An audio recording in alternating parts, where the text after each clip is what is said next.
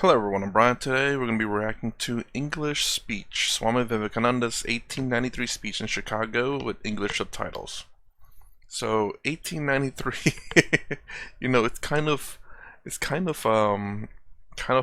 I don't know if funny is the right word. It's kind of weird, maybe. I think technology existed way back in the day, especially like voice recording. But I never really. But then again, whenever I watch videos online where they showed some kids like an old telephone where you have the rotary, and they're like the regular rotary one, not the one where you have to do like this, and then you dial, and then you hold like this, but just the one that you hold like this, and then you rotate. I'm saying that's old technology. VHS being old technology. I'm sitting here doing the exact same thing with 1893. Sorry, not even 1900s. My gosh. Anyways, let's go get started. Sisters and brothers of America, I thank you in the name of the most ancient order of monks in the world. I thank you in the name of the mother of religions. And I thank you in the name of the millions and millions of Hindu people of all classes and sects. My thanks also to some of the speakers on this platform who, referring to the delegates from the Orient, have told you that these men from far-off nations may well claim the honor of bearing to different lands the idea of toleration. I am proud to belong to a religion which has taught the world both tolerance and universal acceptance. Interesting, he calls it a religion. I'm going to be pausing a lot in this, so if you want to hear this, look in the description or just copy my title and do a search for it. It's going to be pretty close to it. So yeah, there are going to be a lot of pauses. I'm going to be speaking because that's the whole point of this video. I just don't want people to get mad. It's like, you're pausing too much. Like, well, that's the whole point of this video. But anyways, it's interesting he calls it religion though. I wonder if that's just the best term to use at the time for him. And maybe perhaps whenever he came over to the West, that they're saying what he's teaching is a religion, as opposed to philosophy or a way of life, or maybe it is a religion that he's teaching. I'm not sure. I consider Hinduism obviously both religion and a way of life and philosophy. It's all of those. That's the awesome thing about it, is that it can be a religion if you want it to be. It can be a philosophy or a way of life, which is the way I see it. We believe not only in universal toleration, but we accept all religions as true. I am proud to belong to a nation which has sheltered the persecuted and the refugees of all religions and all nations of the earth. I am proud to tell you that we have gathered in our bosom the purest remnant of the Israelites who came to southern India and took refuge with us in the very year in which their holy temple was shattered to pieces by Roman tyranny. I am proud to belong to the religion which has sheltered and is still fostering the remnant of the grand Zoroastrian nation. From the high spiritual flights of the Vedanta philosophy, of which the latest discoveries of science seem like echoes, to the low ideas of idolatry with its multifarious mythology, the agnosticism of the Buddhists and the atheism of the Jains, each and all have a place in the Hindu's religion. Man, I mean, that is something to say that we accept all, especially during this time frame. I think I'm pausing too much here, but I have to say this because that is just such an amazing speech, honestly, because he goes to show how accepting Vedanta. I believe he said Vedanta, but he also says Hindu's religion. I mean, to say we accept all religion, I mean, that's kind of crazy. I'm sure a lot of people think that's kind of crazy in the past, because how strong religion was in the past. Just to sit there and say we accept all religion as true. Wow, that's big. Where then, the question arises, where is the common center to which all these widely diverging radii converge? Where is the common basis upon which all these seemingly hopeless contradictions rest? And this is the question I shall attempt to answer. The Hindus have received their religion through revelation, the Vedas. They hold that the Vedas are without beginning and without end. It may sound ludicrous to this audience how a book can be without beginning or end. But by the Vedas, no books are meant. They mean the accumulated treasury of spiritual laws discovered by different persons in different times. Just as the law of gravitation existed before its discovery and would exist if all humanity forgot it, so is it with the laws that govern the spiritual world. The moral, ethical and spiritual relations between soul and between individual spirits and the Father of all spirits were there before their discovery and would remain even if we forgot them. The discoverers of these laws are called rishis, and we honor them as perfected beings. I'm glad to tell this audience that some of the very greatest of them were women. Here it may be said that these laws, as laws, may be without end, but they must have had a beginning. The Vedas teach us that creation is without beginning or end. Science is said to have proved that the sum total of cosmic energy is always the same. Then, if there was a time when nothing existed, where was all this manifested energy? Some say it was in a potential form in God. In that case, God is sometimes potential and sometimes kinetic, which would make him mutable. A couple of things I have to say here. He speaks amazing, very good English. And then him knowing about kinetic and potential energy shows that he's educated. Because I don't know what his education level is, honestly. From what I understand, he seemed poor, so where did he get his education from? Which is really, really cool. He is so... He had to be really, really... I don't know if rich is the right word. Because obviously I do remember stories of him telling that he was literally living in the streets in America. I forgot who said that. But to know just certain scientific terms is not something that's very commonly said, I don't think, in the past. I don't know how common education is through where he's been throughout, through his history. And just to know like kinetic and potential energy, that's really, really amazing. I mean, and how much more of the science he knows. But his English is so good. So much better than a lot of even my own English. And I'm sure a lot of people's English today. He's putting us to shame. But yeah, he speaks really good and really clear. It's really, really nice. It's really crazy almost. Because again, he is a foreigner. He is from India. To have... he doesn't even... I don't hear an Indian accent either. So it's really... Did he... I guess I need to find out where he lived most of his life. Was it in India? Did he move when he was younger? Everything mutable is a compound, and everything compound must undergo that change which is called destruction. So, God would die, which is absurd. Therefore, there never was a time when there was no creation. If I may be allowed to use a simile, creation and creator are two lines without beginning and without end, running parallel to each other.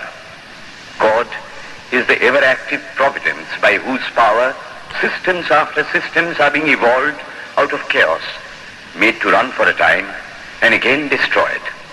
This is what the Brahmin boy repeats every day. The sun and the moon the Lord created like the suns and moons of previous cycles. And this agrees with modern science. Here I stand, and if I shut my eyes and try to conceive my existence, I, what is the idea before me? The idea of a body. Am I then nothing but a combination of material substances? The Vedas declare, no. I am a spirit living in a body. I am not the body. The body will die, but I shall not die. Here am I in this body. It will fall, but I shall go on living. I had also a past. The soul was not created for creation means a combination, which means a certain future dissolution. If then the soul was created, it must die. Some are born happy, enjoy perfect health with beautiful body, mental vigor, and all wants supplied. Others are born miserable. Some are without hands or feet. Others again are idiots and only drag on a wretched existence. Why, if they are all created, why does a just and merciful God create one happy and another unhappy? Why is he so partial? I'm sorry for I mean, I did intend to pause sometimes, but I just have so much to say. Again, so good English, and it's really amazing when you hear speech. I was trying to pay attention. He doesn't go and oh, and then this, no stuttering, no ums. He has I can't remember. Again, I don't think I watched a video about his earlier life. Let me know in the comments. Was he educated when growing up? It seemed like, at least the idea that I got, it seemed like he was kind of poor.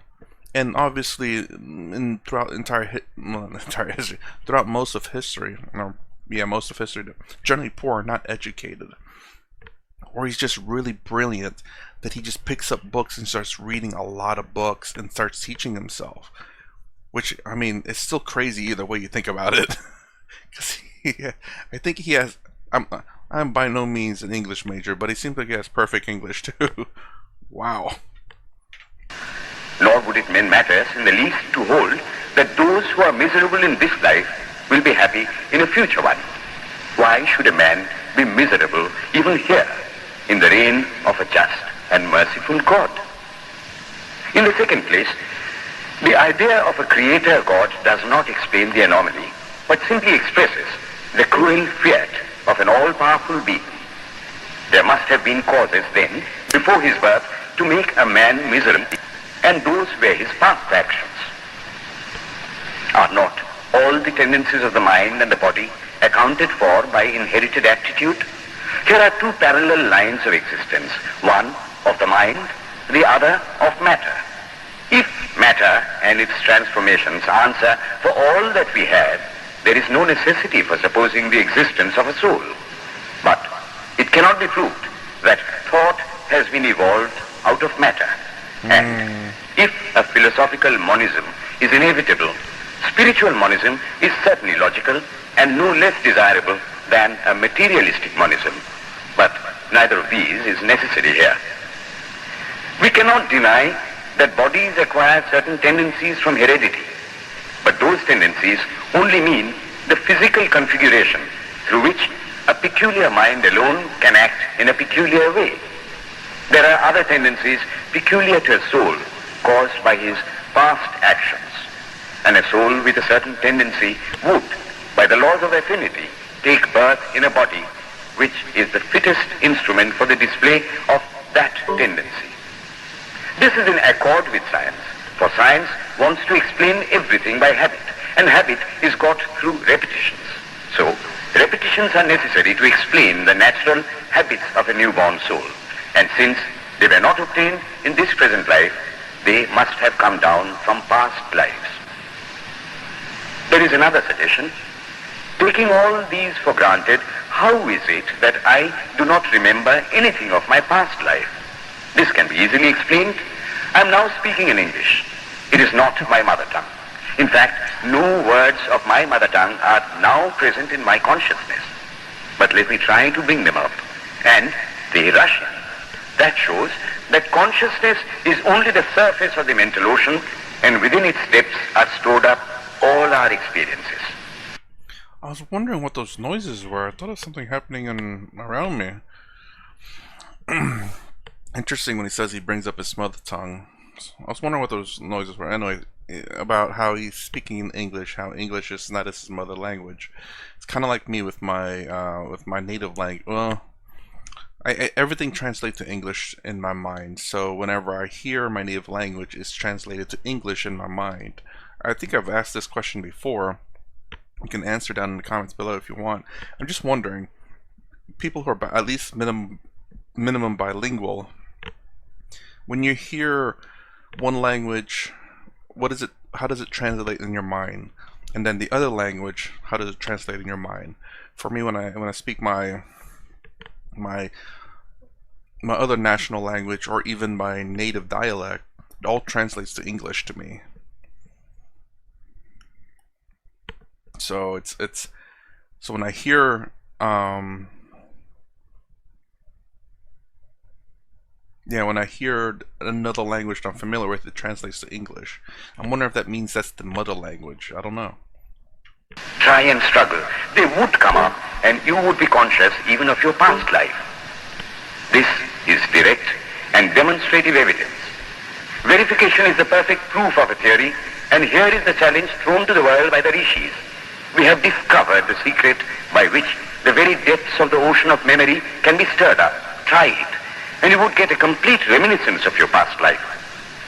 So then, the Hindu believes that he is a spirit. Him the sword cannot pierce, him the fire cannot burn, him the water cannot melt, him the air cannot dry. The Hindu believes that every soul is a circle, whose circumference is nowhere, but whose center is located in the body, and that death means the change of the center from body to body. Nor is the soul bound by the conditions of matter. In its very essence, it is free, unbounded, holy, pure, and perfect. But somehow or other, it finds itself tied down to matter, and thinks of itself as matter. Why should the free, perfect, and pure being be thus under the thraldom of matter, is the next question. How can the perfect soul be deluded into the belief that it is imperfect? We have been told that the Hindus shirk the question and say that no such question can be there. Some thinkers want to answer it by positing one or more quasi-perfect beings and use big scientific names to fill up the gap. But naming is not explaining. The question remains the same. How can the perfect become the quasi-perfect? How can the pure, the absolute, change even a microscopic particle of its nature? But the Hindu is sincere. He does not want to take shelter under sophistry. He is brave enough to face the question in a manly fashion, and his answer is, I do not know. I do not know how the perfect being, the soul, came to think of itself as imperfect, as joined to and conditioned by matter. But the fact is a fact for all that. It is a fact in everybody's consciousness that one thinks of oneself as the body. The Hindu does not attempt to explain why one thinks one is the body. The answer that it is the will of God is no explanation. This is nothing more than what the Hindu says. I do not know. Well then, the human soul is eternal and immortal, perfect and infinite, and death means only a change of center from one body to another. The present is determined by our past actions, and the future by the present. The soul will go on evolving up or reverting back from birth to birth and death to death. But here is another question.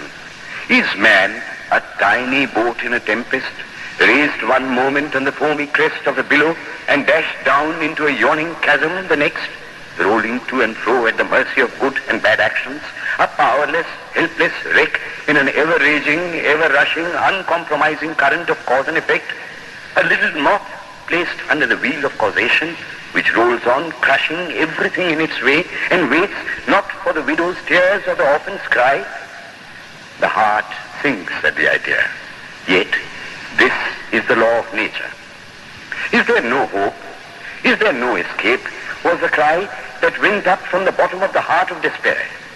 It reached the throne of mercy, and words of hope and consolation came down and inspired a Vedic sage, and he stood up before the world and in trumpet voice proclaimed the glad tidings. Hear ye, children of immortal bliss, even ye that reside in higher spheres. I have found the Ancient One who is beyond all darkness, all delusion. Knowing him alone, you shall be saved from death over again. Children of immortal bliss. What a sweet, what a hopeful name. Allow me to call you, brethren, by that sweet name, heirs of immortal bliss. Yea, the Hindu refuses to call you sinners. We are the children of God, the sharers of immortal bliss, holy and perfect beings. Ye divinities on earth, sinners, it is a sin to call a man so. It is standing libel on human nature. Come up, O lions, and shake off the delusion that you are sheep. You are souls immortal, spirits free, blessed and eternal. Ye are not matter, ye are not bodies. Matter is your servant, not you the servant of matter. Thus it is that the Vedas proclaim not a dreadful combination of unforgiving laws, not an endless prison of cause and effect, but that at the head of all these laws, in and through every particle of matter and force, stands one, by whose command the wind blows, the fire burns, the clouds rain, and death stalks upon the earth. And what is his nature? He is everywhere, the pure and formless one, the Almighty and the All-Merciful. Thou art our Father, thou art our Mother, thou art our beloved friend, thou art the source of all strength. Give us strength. Thou art he that beareth the burdens of the universe. Help me bear the little burden of this life. Thus sang the rishis of the Vedas. And how to worship him? Through love. He is to be worshipped as the one beloved, dearer than everything in this and the next life.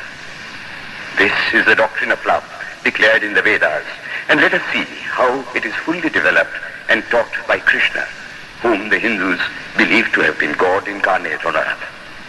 He taught that a man ought to live in this world like a lotus leaf, which grows in water but is never moistened by water. So a man ought to live in the world, his heart to God and his hands to work. It is good to love God for hope of reward in this or the next world, but it is better to love God for love's sake. One of the disciples of Krishna, the then Emperor of India, was driven from his kingdom by his enemies and had to take shelter with his queen in a forest in the Himalayas. And there, one day, the queen asked him how it was that he, the most virtuous of men, should suffer so much misery. Yudhishthira answered, "Behold, my queen, the Himalayas. How grand and beautiful they are. I love them. They do not give me anything, but my nature is to love the grand, the beautiful. Therefore, I love them. Similarly, I love the Lord. He is the source of all beauty, of all sublimity. He is the only object to be loved. The Hindu does not want to live upon words and theories. If there are existences beyond the ordinary, sensuous existence, he wants to come face to face with them. If there is a soul in him which is not matter, if there is an all-merciful universal soul, he will go to him direct. He must see him, and that alone can destroy all doubts. So, the best proof a Hindu sage gives about the soul, about God, is, I have seen the soul, I have seen God. And that is the only condition of perfection. The Hindu religion does not consist in struggles and attempts to believe a certain doctrine or dogma, but in realizing, not in believing, but in being and becoming. Thus, the whole object of their system is by constant struggle to become perfect, to become divine, to reach God and see God. And this reaching God, seeing God, becoming perfect, even as the Father in heaven is perfect, constitutes the religion of the Hindus. And what becomes of a man when he attains perfection? He lives a life of bliss infinite. He enjoys infinite and perfect bliss, having obtained the only thing in which man ought to have pleasure, namely God, and enjoys the bliss with God. So far, all the Hindus are agreed. This is the common religion of all the sects of India. But then, perfection is absolute, and the absolute cannot be two or three. It cannot have any qualities. It cannot be an individual. And so, when a soul becomes perfect and absolute, it must become one with Brahma, and it would only realize... I'm going to rewind that because I want to hear how you pronounce Brahman. Perfect and absolute, it must become one with Brahma. Brahman. Interesting. And it would only realize the Lord as the perfection, the reality of its own nature and existence, the existence absolute, knowledge absolute, and bliss absolute. We have often and often read this called the losing of individuality and becoming a stock or a stone. He jests at scars that never felt a wound. I tell you, it is nothing of the kind. If it is happiness to enjoy the consciousness of this small body, it must be greater happiness to enjoy the consciousness of two bodies, the measure of happiness increasing with the consciousness of an increasing number of bodies, the aim, the ultimate of happiness being reached when it would become a universal consciousness. Therefore, to gain this infinite universal individuality, this miserable little prison individuality must go. Then alone can death cease when I am one with life. Then alone can misery cease when I am one with happiness itself. Then alone can all error cease when I am one with knowledge itself. And this is the necessary scientific conclusion. Science has proved to me that physical individuality is a delusion, that really my body is one little continuously changing body in an unbroken ocean of matter, and Advaita, or unity, is the necessary conclusion with my other counterpart, soul. That's an interesting way how he pronounced Advaita. Good Lord, I know I've been mispronouncing it this entire time, but I'm gonna rewind it again because I want to hear him say that as well. Body in an unbroken ocean of matter, and Advaita, or unity, is the necessary conclusion with my other counterpart, soul. Science is nothing but the finding of unity. As soon as science would reach perfect unity, it would stop from further progress, because it would reach the goal. Thus, chemistry could not progress farther when it would discover one element out of which all others could be made. Physics would stop when it would be able to fulfill its services in discovering one energy of which all the others are but manifestations. And the science of religion become perfect when it would discover Him who is the one life in a universe of death, Him who is the constant basis of an ever-changing world, one who is the only soul of which all souls are but delusive manifestations. That is an interesting thing he said there about how physics finds the one energy that can change into all other energies, or when science discovers, I forget what he said, the one thing that can be all things. That's a very interesting just what he said there, honestly.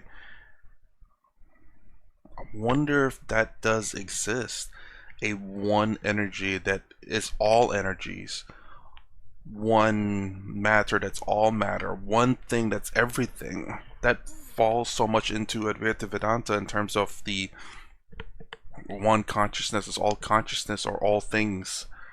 You know, what is it? Brahman. Alright. I'm about to ask the question. It's like the way he pronounces Brahman and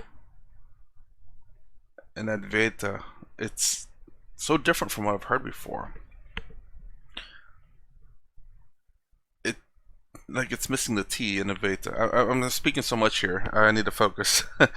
So other than those pronunciations, it's very interesting. It doesn't sound like I've heard those before, or at least pronounced that way before. And then the one thing becoming all things, the one source of energy that's all energy, the one source of souls that's all souls, the one source of matter that's all matter. And that's what I've said in terms of the matter part, that I've said before. When you go down, like, because we kept finding like smaller, like we thought that maybe that the atom was the smallest, and we find out there's protons, neutrons. No, we find out there's a nucleus. Then we find out there's actually something smaller than the nucleus, which is the proton neutron. Then we find out there's something that's smaller, which is the electron, which is the one that's outside. Then we find something smaller, which is the I forgot what they're called, quarks or quasars or something like that. Eventually, we're going to go down to the very bottom, which is going to be matter that's all matter. And I like that he, oh my gosh, as I listen to him talk and all of this, it just shows how much either education was so pivotal back in the day compared to what it is now. How proper speech is compared to today. I mean, I'm paying attention to all these things, to what he's saying and how is he saying it, and the words he used, words that aren't really common words. This him talking to me, I mean, the way he's speaking is highly educated, highly like just really good. Now, again, I'm not an English speaker. Not an English, not an English teacher or anything. I don't know if there's like the reason why I kind of focus on this a little bit is just it goes to show of how smart he is. It's really crazy from a person that's foreign, that English is not his main language, to know very I won't say high level words, like words that are not common to be spoken. Either shows how much education is really important back in the day, again compared to today. It is really crazy. And then again, like I said, I pay attention to so many different things. It just fascinates me, and I can see why when he talks, he really. I mean, he's captivating, honestly. Again, captivating in how he speaks, the words he uses, and what he talks about. For me, those three things, it's just I'm all in. Thus is it, through multiplicity and duality, that the ultimate unity is reached. Religion can go no farther. This is the goal of all science. All science is bound to come to this conclusion in the long run. Manifestation and not creation is the word of science today. And the Hindu is only glad that what he has been cherishing in his bosom for ages is going to be taught in more forcible language and with further light from the latest conclusions of science. Descend we now from the aspirations of philosophy to the religion of the ignorant. The tree is known by its fruits. When I have seen amongst them that are called idolaters, men, the like of whom in morality and spirituality and love I have never seen anywhere, I stop and ask myself, can sin beget holiness? Superstition is a great enemy of man, but bigotry is worse. Why does a Christian go to church? Why is the cross holy? Why is the face turned toward the sky in prayer? Why are there so many images in the Catholic Church? Why are there so many images in the minds of Protestants when they pray? My brethren, we can no more think about anything without a mental image than we can live without breathing. By the law of association, the material image calls up the mental idea and vice versa. This is why the Hindu uses an external symbol when he worships. He will tell you it helps to keep his mind fixed on the being to whom he prays. After all, how much does omnipresence mean to almost the whole world? It stands merely as a word, a symbol. Has God superficial area? If not, when we repeat that word omnipresent, we think of the extended sky or of space. That is all. If a man can realize his divine nature with the help of an image, would it be right to call that a sin? Nor, even when he has passed that stage, should he call it an error. To the Hindu, man is not traveling from error to truth, but from truth to truth, from lower to higher truth. To him, all the religions, from the lowest fetishism to the highest absolutism, means so many attempts of the human soul to grasp and realize the infinite, each determined by the conditions of its birth and association, and each of these marks a stage of progress. And every soul is a young eagle soaring higher and higher, gathering more and more strength till it reaches the glorious sun. Every other religion lays down certain fixed dogmas and tries to force society to adopt them. It places before society only one coat which must fit Jack and John and Henry all alike. If it does not fit John or Henry, he must go without a coat to cover his body. The Hindus have discovered that the absolute can only be realized or thought of or stated through the relative, and the images, crosses and crescents are simply so many symbols, so many pegs to hang spiritual ideas on. It is not that this help is necessary for everyone, but those that do not need it have no right to say that it is wrong, nor is it compulsory in Hinduism. One thing I must tell you, Idolatry in India does not mean anything horrible. It is not the mother of harlots. On the other hand, it is the attempt of undeveloped minds to grasp high spiritual truths. The Hindus have their faults, they sometimes have their exceptions, but mark this, they are always for punishing their own bodies and never for cutting the throats of their neighbors. If the Hindu fanatic burns himself on the fire, he never lights the fire of Inquisition. And even this cannot be laid at the door of his religion any more than the burning of witches can be laid at the door of Christianity. To the Hindu then, the whole world of religions is only a traveling, a coming up of different men and women through various conditions and circumstances to the same goal. Every religion is only evolving a God out of the material man, and the same God is the inspirer of all of them. Why then are there so many contradictions? They are only apparent, says the Hindu. The contradictions come from the same truth adapting itself to the varying circumstances of different natures. It is the same light coming through glasses of different colors, and these little variations are necessary for purposes of adaptation. But in the heart of everything, the same truth reigns. The Lord has declared to the Hindu in his incarnation as Krishna, I am in every religion as a thread through a string of pearls. Wherever thou seest extraordinary holiness and extraordinary power raising and purifying humanity, know thou that I am there. And what has been the result? I challenge the world to find throughout the whole system of Sanskrit philosophy any such expression as that the Hindu alone will be saved and not others. Says Vyasa, we find perfect men even beyond the pale of our caste and creed. One thing more, how then can the Hindu, whose whole fabric of thought centers in God, believe in Buddhism, which is agnostic, or in Jainism, which is atheistic? The Buddhists or the Jains do not depend upon God, but the whole force of their religion is directed to the great central truth in every religion, to evolve a God out of man. They have not seen the Father, but they have seen the Son, and he that hath seen the Son hath seen the Father also. This, brethren, is a short sketch of the religious ideas of the Hindus. The Hindu may have failed to carry out all his plans, but if there is ever to be a universal religion, it must be one which will have no location in place or time, which will be infinite like the God it will preach, and whose sun will shine upon the followers of Krishna and of Christ, on saints and sinners alike, which will not be Brahminic or Buddhistic, Christian or Mohammedan, but the sum total of all these, and still have infinite space for development, which in its Catholicity will embrace in infinite arms and find a place for every human being from the lowest groveling savage, not far removed from the brute, to the highest man towering by the virtues of his head and heart almost above humanity. It will be a religion which will have no place for persecution or intolerance in its polity, which will recognize divinity in every man and woman, and whose whole scope, whose whole force will be centered in aiding humanity to realize its own true divine nature.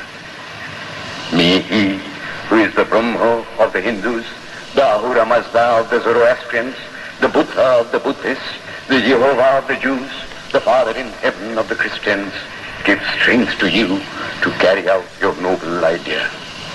The star arose in the east. It traveled steadily towards the west, sometimes dimmed and sometimes effulgent, till it made a circuit of the world, and now it is again rising on the very horizon of the east, the borders of the sun pole, 1,000-fold more effulgent than it ever was before.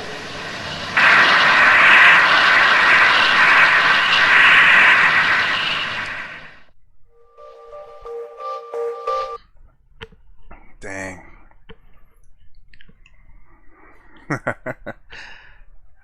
That was definitely an amazing speech. The reason why I find it so amazing is I don't think you'll ever hear any religion say things like that, where we say we accept your religion as truth parallel to our religion, meaning both our religions are true.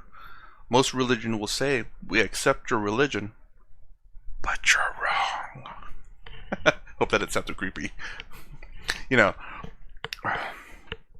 and to say that in front of a lot of people. And again, I can't help but, analyze everything about this speech.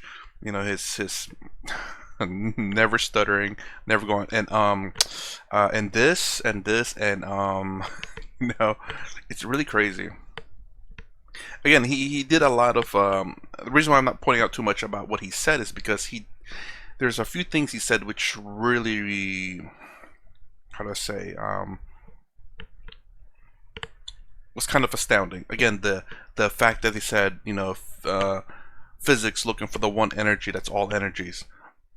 That's something I've never heard before, and I never thought about, honestly. To this, whatever, this one energy that can be any energy that you need it to be.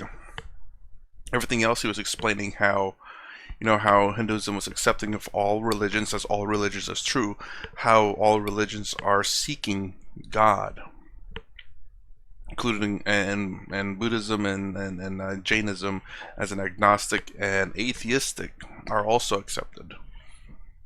How we all seek to be eternal bliss, how we all want to be perfect, never suffering in a lot of sense.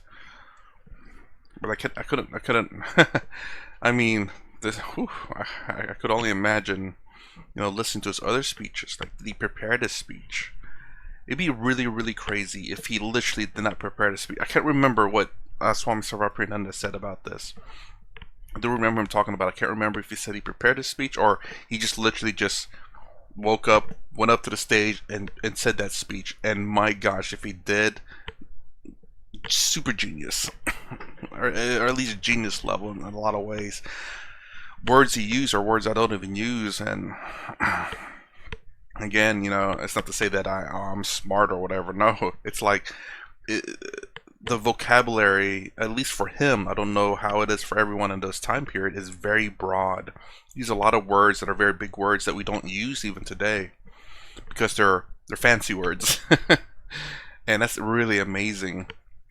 Just this speech alone lets me know a lot about this person, that he's very, very smart, like super smart.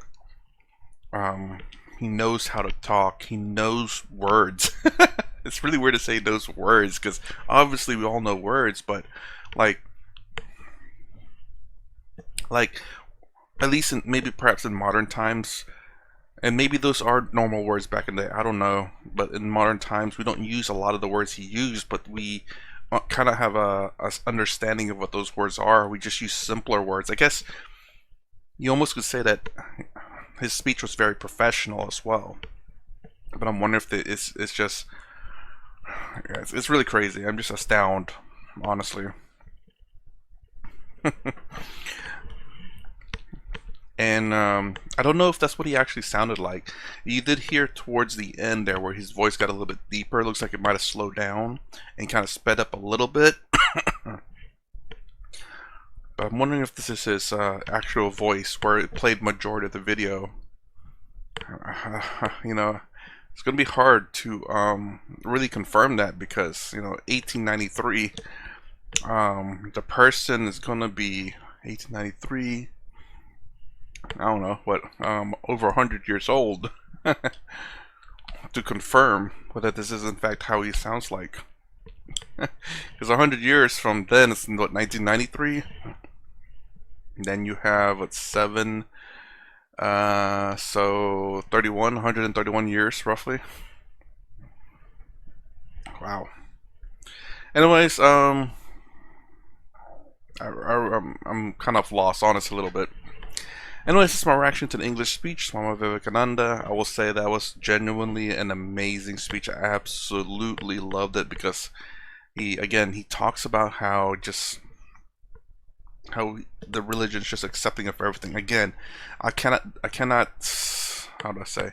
It's not to say I can't stop talking about it. I can't get over that because, not in a bad way, but I can't get over that, the fact that it's such a good thing, that's remarkable. To say that I accept everything. Obviously, it's no issues accepting people for what they believe and whatnot, but so long as you don't force their beliefs on you, that's fine. But yeah, that is really crazy. Anyways, that's my reaction to this speech. If you like my content, please consider subscribing, thumbs up, the sound down below. Thanks for watching. I'll see you in the next vid.